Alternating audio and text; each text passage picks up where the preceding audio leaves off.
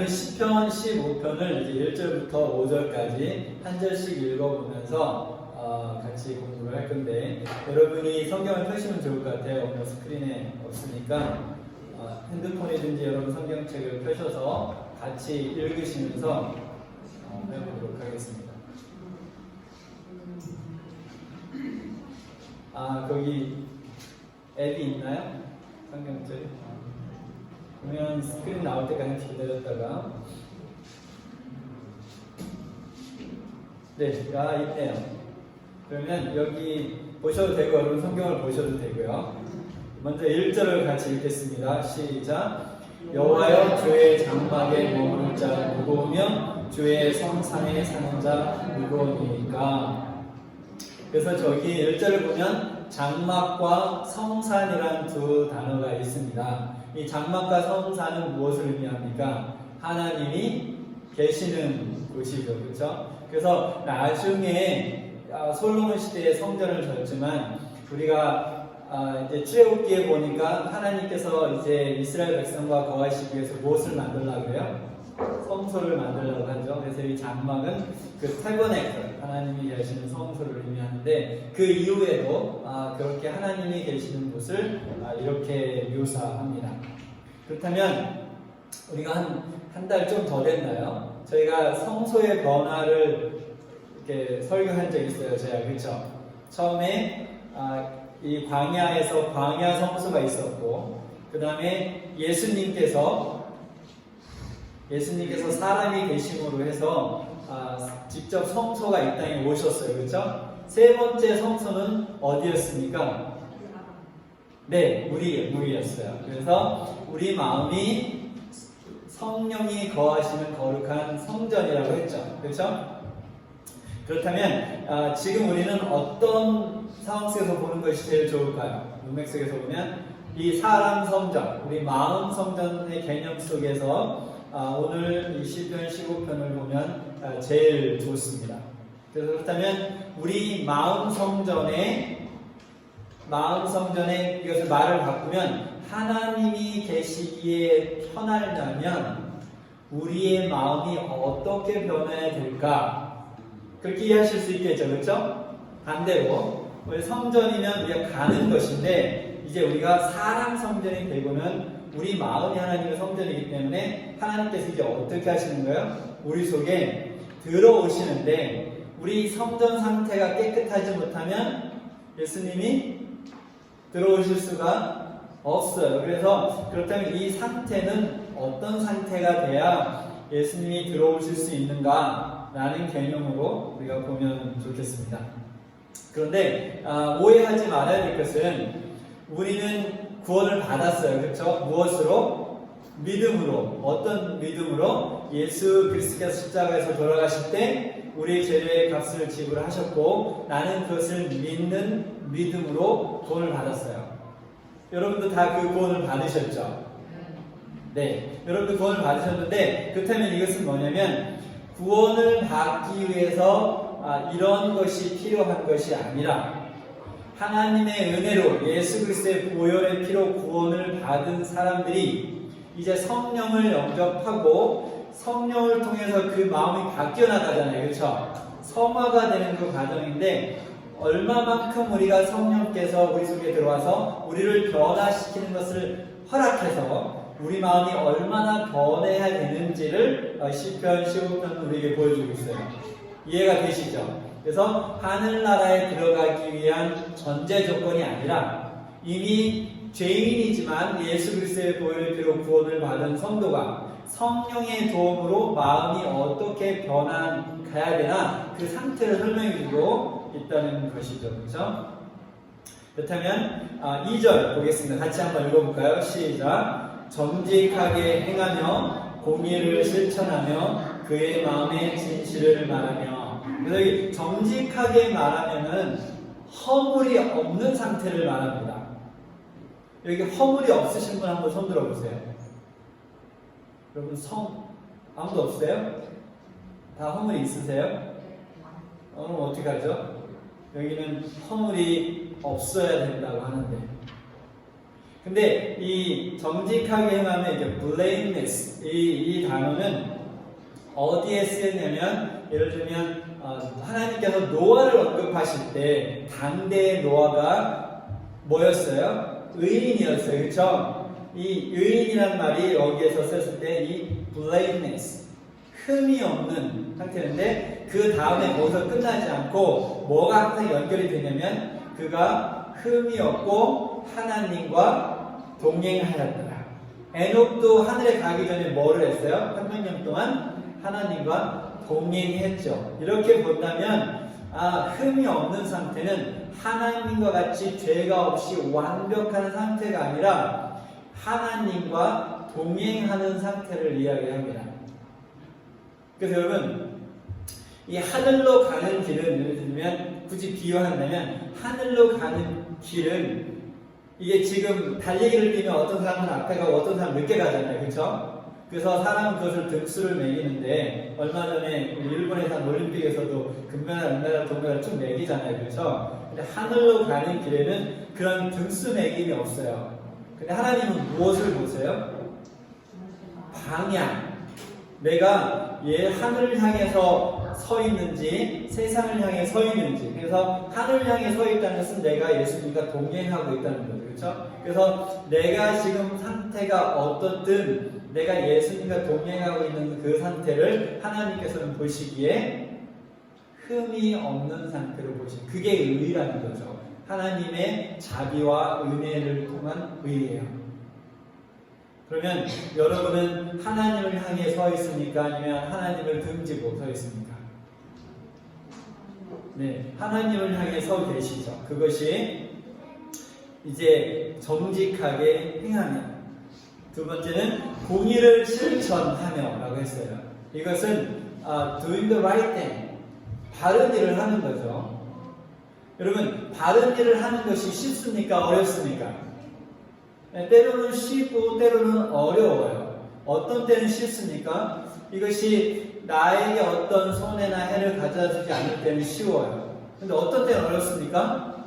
그것이 내 생명에 위협을 주든지 내 직업을 위험하게 만들다든지 내 자녀들의 미래가 위협이 가한다든지 내가 건강을 잃게 된다든지 이런 어떤 변수, 내가 힘들어지고 내 인생이 힘들어지고 내 자녀들의 삶이 힘들어지는 변수가 오면 올바른 일인 줄 알면서도 그것을 하는 것이 쉽지 않은 것이 우리 삶의 모습입니다. 그렇죠? 그것이 우리의 모습이죠. 그러나 우리는 계속해서 성령의 도움을 통해서 무엇을 훈련을 받아야 합니까? Doing the right thing. 그렇죠?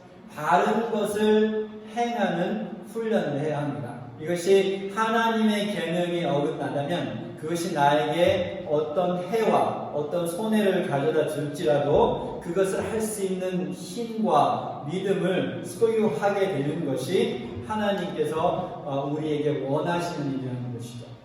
근데 우리가 본성적으로 우리는 그렇게 할 수 없어요. 그렇죠? 그렇게 할 수 없어요. 그러나 성령의 도움을 받으면 우리가 그렇게 할 수 있는 힘을 얻을 수 있습니다.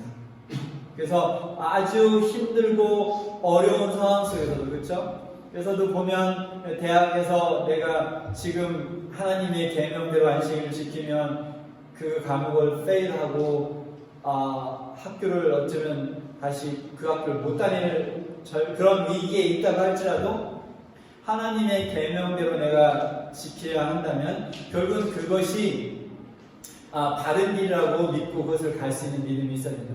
그럼 믿음이 어디서 올까요? 그 믿음은 어디서 오냐면 하나님께서 내 삶을 컨트롤하고 계시다라는 믿음이 있을 때 그런 결론을 내릴 수 있습니다. 그러나 여전히 내가 내 인생을 컨트롤하고 있을 때는 그러한 결정을 못 내려요. 두렵기 때문에, 미래가 불확실하기 때문에, 얼만큼 내가 힘들고 고생을 할지 모르기 때문에 그런 결정을 내릴 수가 없어요. 그러나 하나님께서 내 모든 인생을 통치하시고 내 삶을 주관하신다는 믿음이 있을 때 우리는 바른 것을 바른 일을 할 수 있습니다. 그의 마음의 진실을 말하면 마음속에 있는 진실을 말하는 것이 쉬운가요? 어려운가요? 역시 쉬울 때도 있고 어려울 때도 있습니다.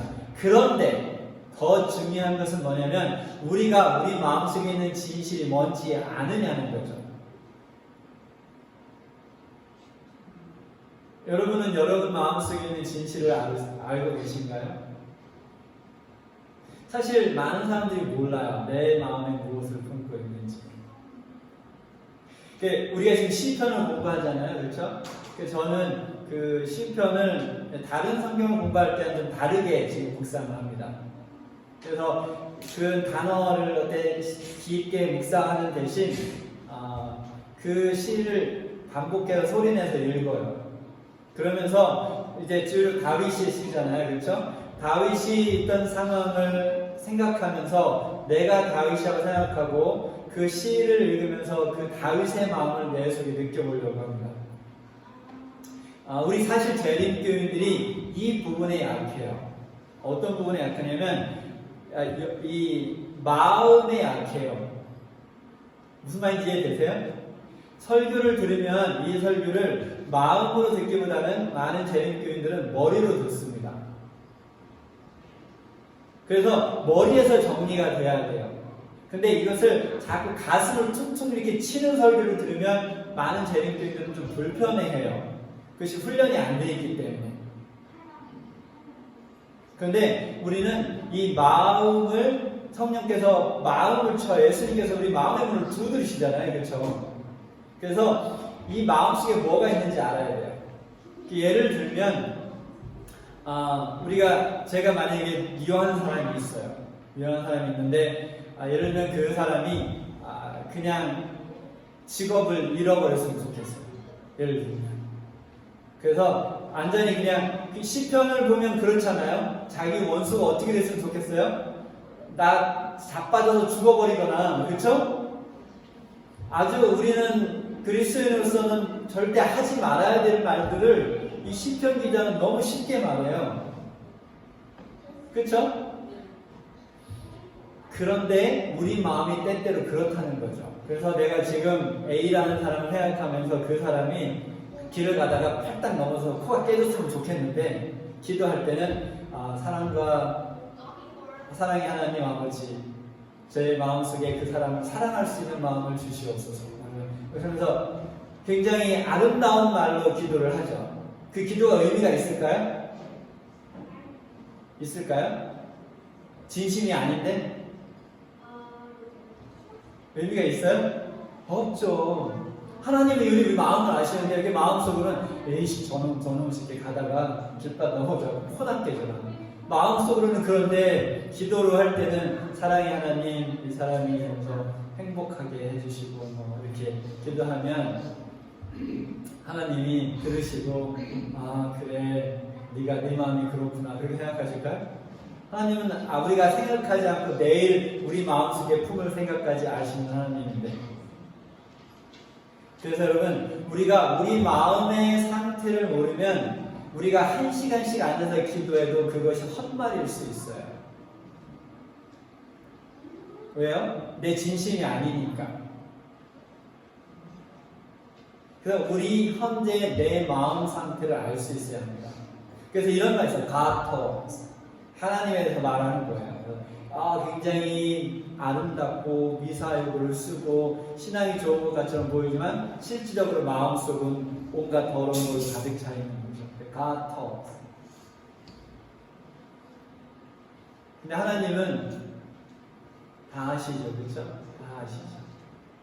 그래서 바리새인 보고 뭐라 그랬어요? 너희가 회칠한 무덤이라고 그랬어요. 그래서 겉은 굉장히 아름답게 장식되어 있지만 그 안에는 죽은 시체가 썩고 구더기가 있겠죠. 뼈가 있고. 그것이 마음을 모르는 상태에서 가토 하는 거예요.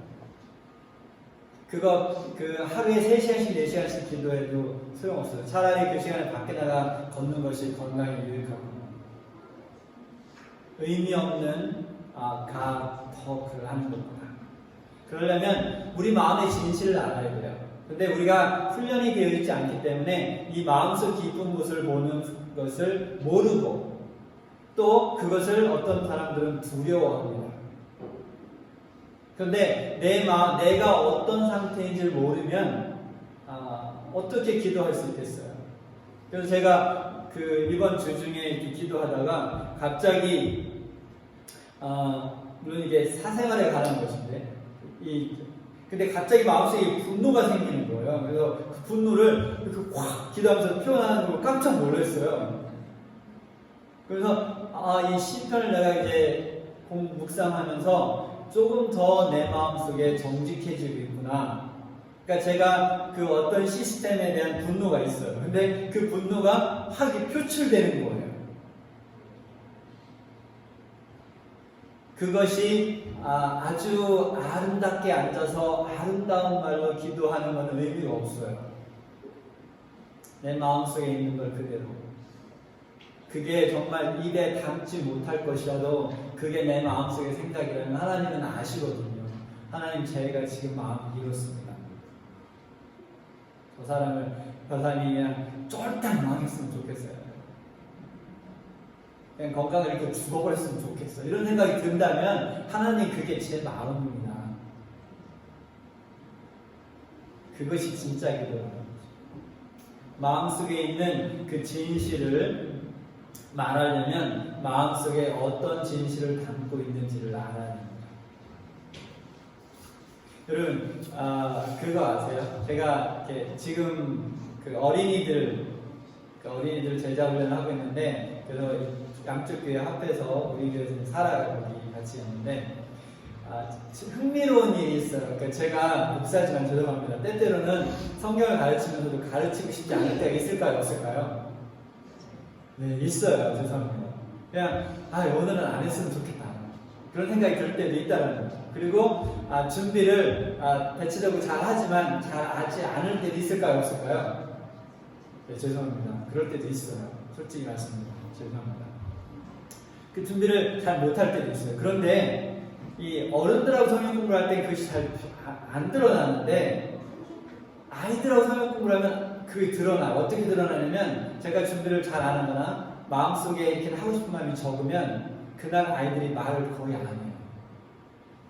그리고 엉뚱한 소리만 하고 그래서 그냥 저를 자꾸 이렇게 화나게 만들고 그냥 수업을 빨리 끝내고 싶다는 생각이 들게끔 아이들이 행동을 해요.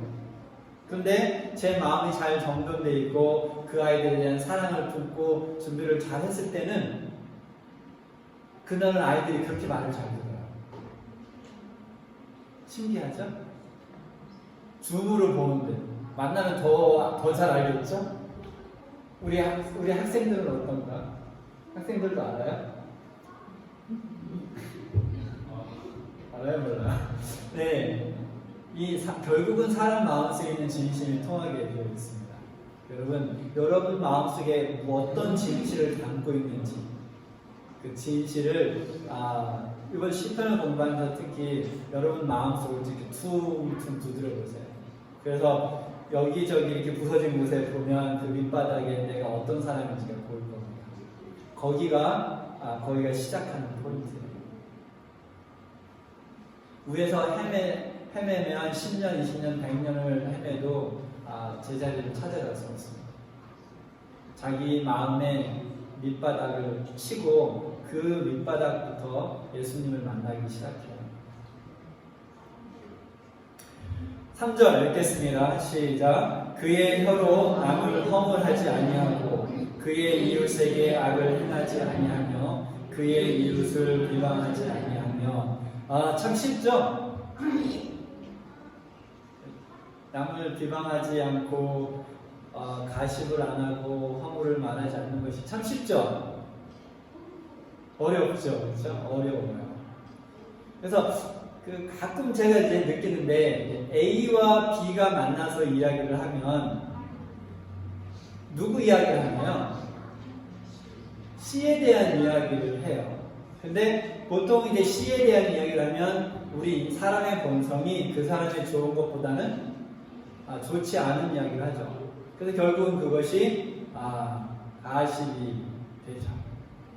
근데 좋지 않은 이야기를 할 때 마음속에는 이런 생각이 드는 것 같아요. 이 사이카더지를 보면 나는 조금 더 나은 것 같아요. 그렇죠? 맞나요? 그런 생각이 드니까 남을 비방하겠어요. I'm better. Just a little bit better. So, 그러니까 그 사람에 대한 이야기를 하겠죠. 그렇죠? 그래서 남의 허물을 이야기하지 않기 위한 가장 최선의 방법은 A와 B가 있으면 A와 A 이야기나 B 이야기를 하는 것이 제일 좋습니다. 그것이 가장 아름다운 커뮤니케이션이에요. 그러면서 서로를 알아가는 거죠. 그렇죠? 근데 맨날 C 이야기를 하면 맨날 둘이 앉아서 이야기를 해도 하루에 10시간씩 이야기를 해도 서로는 몰라요. 맨날 C에 대한 이야기를 했습니다. 그렇죠? 우리의 대화 습관 한번 생각해보면 알 수 있을 것 같아요. 나는 나에 대한 이야기를 하고 나와 같이 앉아있는 사람 이야기를 하는가 아니면 제3자 이야기를 하는가. 우리 교인들이 만나면 저 목사 이야기를 하나요? 안 하세요? 좋은 이야기 하나요? 안 좋은 이야기 하나요?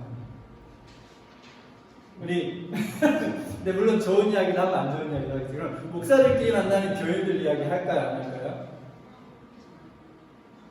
잘 모르세요? 근데 목사들은 별로 하지 않는 것 같아요. 왜냐면 자기가 다니는 교회가 좋은 교회라는 이미지를 주고 싶어서 그런지 그런 이야기 별로 하지 않는 것 같은데 할 수도 있죠. 그렇죠? 할 수도 있죠. 근데 별로 하진 않는 것 같아요. 우리 여기서 결혼하신 여성분들이 만나면 누구 이야기 많이 하나요? 남편 이야기 많이 하죠. 그렇죠? 근데 우리 결혼하신 남성분들은 모이면 부인 이야기 많이 하나요? 남자분들은 별로 안 그런 것 같아요. 그래서 딴 이야기 많이 하는데 여성분들은 모이면 남편 이야기 많이 하시죠. 근데 주로 굉장히 칭찬 많이 하죠. 그렇죠? 아닌가요? 칭찬도 할 때도 있고 안 그럴 때도 있겠죠. 그렇죠? 있겠죠. 근데 하나님께서는 우리가 이 혀를 조심하기를 원하십니다.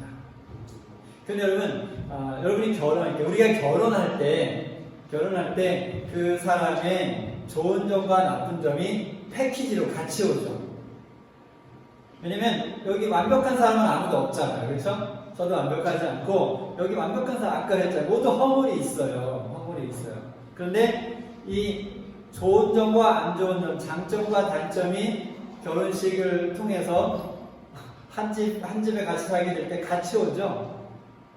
그렇다면 공존하는 거예요. 좋은 점과 안 좋은 점은 우리 그 인생 속에 공존한다는 거죠. 근데 목회자와 교인 사이도 마찬가지겠죠. 그렇죠? 여러분이 좋은 점이 있고 안 좋은 단점이 있고 저도 장점과 단점이 있고 여러분의 친구 관계도 마찬가지겠죠? 이 모든 인간 관계를 갖게 되면 거기에 장점과 단점이 같이 옵니다. 그러면 결국은 우리의 선택이죠. 두 가지가 같이 공존하는데 나는 무엇에 초점을 맞추고 무엇에 대한 이야기를 할 것인가. 왜냐면 내가 아무리 단점을 말해도 그 단점이 사라질 확률은 별로 없어요. 그렇죠? 그 단점이 사라질 확률은 별로 없어요. 아마 죽을 때까지 있을 거예요. 그렇다면 결국은 내가 그 사람의 단점을 보고 그 사람의 단점을 이야기하다 보면 결국은 불행해지는 건 누굽니까? 나죠. 그렇죠? 근데 불행해지는 건 나예요. 그렇죠? 내가 불행해지는 거예요. 그 사람은 내 말을 듣지 못하니까. 그렇죠? 그러니까 그 사람 믿지 않는 사람 얘기를 하니까 결국 불행해지는 건 나죠. 맞나요? 네. 그래서 결국은 내가 좋은 것을 보고 좋은 것을 말하기로 선택하면 관계가 좋아집니다. 맞나요? 맞아요. 부부 관계든 부모 자식 관계든 교인과 목사 관계든 친구 관계든 직장의 동료 관계든 모든 관계에서 우리가 무엇을 말할지를 선택할 수 있습니다. 성령께서 우리에게 힘을 주셔서 좋은 것을 선택할 수 있게 되기를 바랍니다. 이웃에게 악을 행하지 아니하면 거기 넘어갑니다. 4절로 하도록 하겠습니다. 시작. 그의 눈은 망령된 자를 멸시하며 여호와를 두려워하는 자들을 존대하며 그의 마음에 서원한 것은 해로울지라도 변하지 아니하며. 여러분, 죄를 죄라고 말할 수 있는 용기가 있습니까? 여기 그렇죠? 눈은 망령된 자를 멸시하며 라고 했어요. 그래서 망령된 것, 죄된 것을 보고 그것을 죄라고 말할 수 있는 용기가 있습니까? 항상 있지는 않겠지만 때로는 있기도 하고 없기도 하죠. 먼저 우리 자신에게 적용해 볼게요. 여러분은 여러분 삶 속에 일어나는 죄를 보고 이것은 죄야 라고 단정하고 그 죄를 끊을 수 있는 힘이 있습니까? 우리 청소년들 인터넷에 들어가서 이 웹페이지는 내가 보면 하나님께서 좋아하지 않을 것 같은데 계속 그것을 이것은 더 이상 안 보는 것이 좋아라고 그 웹브라우저를 끌 수 있는 힘이 있어요? 아니면 이거 보면 안 되는데 하면서 거기에 계속 머물러 있습니까? 그렇죠? 여러분의 이 스마트폰에도 하나님께서 원하지 않은 앱이 깔려 있을 수 있어요. 그렇죠? 하나님께서 그 앱을 여러분의 스마트폰에서 지우고 싶은데 여러분은 그것을 보고 이것을 지울 힘이 있습니까? 없습니까? 단순한 것부터 시작해서 여러분의 삶을 보시기 바랍니다. 여러분 삶 속에서 직면하는 죄된 그것을 죄라고 정의하고 그것을 끊을 힘이 나에게 있는가 없는가. 근데 하나님께서 우리에게 그 힘이 필요하다는 것이죠. 죄를 보고 죄라고 말할 수 있는 힘, 그리고 그것을 거부하고 그것을 끊을 수 있는 힘. 그러면 어떻게 보면 다른 사람의, 앞에서 이야기했지만 허물, 어떻게 보면 다른 사람의 죄를 보고 죄라고 말하는 것이 훨씬 쉬울 수 있어요. 그렇죠? 나는 똑같은 일을 하고 나도 어쩌면 똑같은 죄를 짓고 있으면서도 다른 사람이 하는 걸 보면 혀를 이렇게 차는 것이 훨씬 쉽죠. 그렇죠? 그 반대가 돼야 되는데 우리는 때때로 그러지 못하는 것 같아요. 그런데 이 다른 사람이 하는 것을 보고 죄를 보고 그것을 죄라고 말할 때는 우리는 조심해야 돼요. 왜요? 그것은 성령께서 원하는 권면이 아니라 그 사람을 비방하고 비판하는 것이 될 수 있기 때문에 그렇습니다. 그래서 여러분 그래서 이게 사실 목회를 하면서 제일 힘든 것 중에 하나는 누군가가 잘못했다고 말하는 것이 제일 힘들어요. 왜 그럴까요? 저도 똑같은 부족하고 허물이 많은 사람이기 때문에 그렇습니다. 근데 이런 어떤 위치상 그런 말을 해야 될 때가 제일 힘들고 괴로운데 우리는 누군가에게 그런 말을 해야 한다면 먼저 100일 기도합시다. 네? Pray 100 days. 그 사람의 허물에 그 사람의 죄에 대해서 말하기 전에. 그러면 100일 동안 성령께서 우리 마음을 준비시켜 줄 거예요. 제가 한국에 있을 때 어느 한 교회 집사님이 이제 중학교 2학년 딸 아이가 있었어요. 근데 이제 그 딸 아이가 청소년기를 이렇게 심하게 거칠 때 그 집사님이 한 번은 그런 이야기를 하셨어요. 그 딸에게 한마디 하기 전에 요새는 100번 기도한다. 전 그 말로 이해가 확 와닿더라고요. 그 딸의 어떤 행동에 대해서 말하기 전에 100번 기도하고 한마디 한다. 여러분, 우리 그런 훈련을 할 수 있게 되길 바랍니다. 굳이 누군가의 잘못을 지적해야 한다면 적어도 100번은 기도하고 그 사람에게 성령의 지도를 받아. 근데 그래서 대체적으로는 우리는 직접 다른 사람의 허물을 지적하지 않는 것이 좋습니다. 그것이 최선인 것 같아요. 그 다음에 여호와를 두려워하는 자들을 존대하며라고 했습니다. 여러분은 어떤 사람을 존대합니까? 일반적으로 교회 밖의 사람들은 어떤 사람들을 존대합니까? 힘이 있고, 권력 있고, 돈이 있고, 그렇죠? 그런 사람을 존대하죠. 그가 군대에서도 보면 자기를 괴롭히는 사람 말을 훨씬 잘 듣고 또 자기한테 잘해주는 사람은 깡봐요. 그래서 말 잘 안 들어요. 근데 자기를 험악해서 말 안 들으면 그냥 걷어차고 기합주는 고참 말은 훨씬 잘 듣는 거예요. 이게 세상의 논리죠, 그렇죠? 그래서 세상적인 권력이 있거나 돈이 있거나, 그렇죠? 그러면 그 사람의 말을 잘 듣고 그 사람을 존대합니다. 우리는 어떤가요? 우리는 이민택 하나님께는 어떤 사람을 존대합니까? 근데 지금 성경 말씀은 어떤 사람을 존대해야 한다고 합니까? 여호와를 경외하는 자를 존대해야 한다고 합니다. 제가 봉사했던 한 교회 중에 연세 드신 장로님 두 분 계셨어요. 그 교회에서 가장 연세 드신, 그 당시 70대 중반, 후반쯤 되신 것 같아요. 근데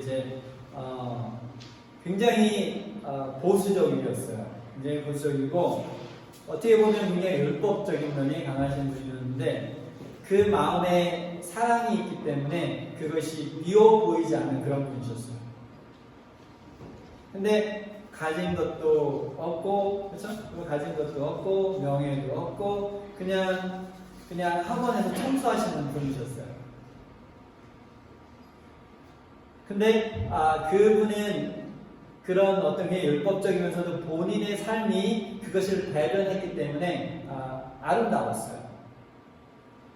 그렇다고 다른 사람을 지적하는 그런 분도 아니셨고, 근데 본인 스스로 그 하나님의 법 앞에 정직하게 서기 위해서 노력하며 사시는 분이었는데, 그런 분들이 존경을 받아요. 그렇죠? 교회에서는. 맞나요? 아니면 굉장히 돈이 많아서 교회 모든 일들을 다 그분이 관할하시는 그런 분도 존경받아야 되죠. 그렇죠?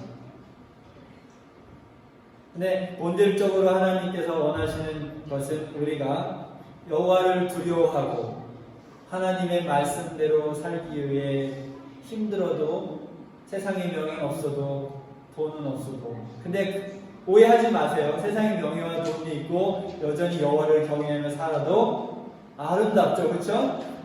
좋은 거예요. 꼭 그것이 이건 이거고 저건 아니라는 거죠, 그렇죠?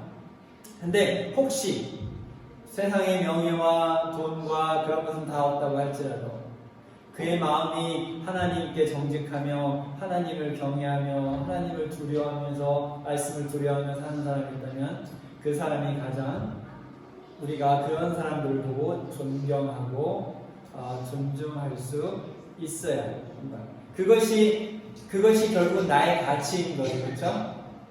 맞나요?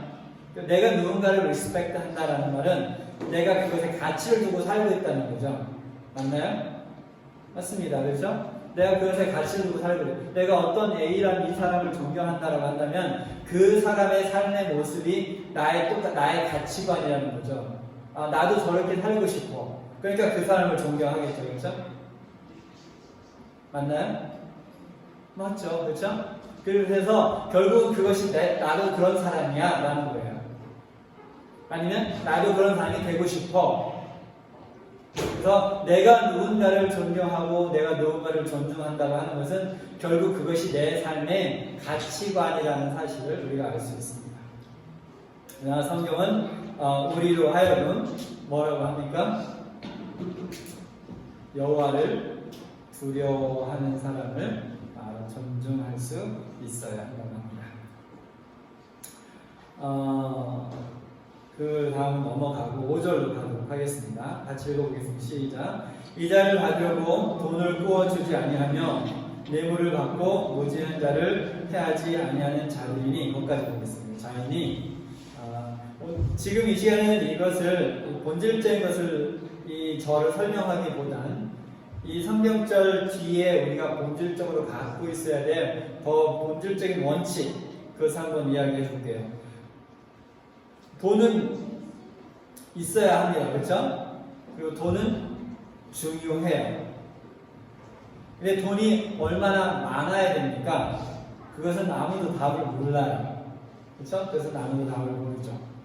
근데 그러한 질문보다 더 중요한 질문은 뭐냐면 내가 돈을 컨트롤하고 살겠는가? 아니면 돈이 나를 컨트롤하는가?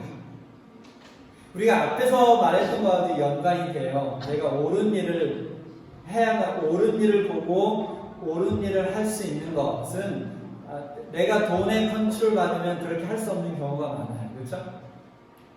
맞나요? 그렇죠? 그래서 여러분 그 질문을 던져보세요. 지금 현재 여러분의 삶에 돈이 여러분의 삶을 컨트롤하고 있는가? 리모트 컨트롤 아니면 누가 그쵸? 요즘도 가족이 뭐 TV 볼 때 그런 거 하는지 모르겠어요. 어렸을 때는 아버지가 리모트 컨트롤, 리모컨을 갖고 계시죠.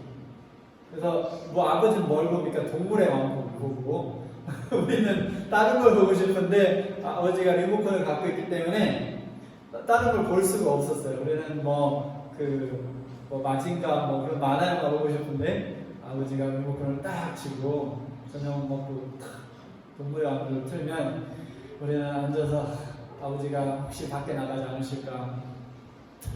근데 동물의 왕국을 틀면 안 나가시잖아요. 그래서 아버지가 없으면 이제 애들끼리 싸우죠. 그래서 형제들끼리 아니야 이거 볼까 내가 볼까 저거 볼까 이렇게 싸우게 되면 요즘은 다 스마트폰을 갖고 있기 때문에 자기 방으로 가서 보면 되죠. 그렇죠? 그래서 싸울 일이 없어요.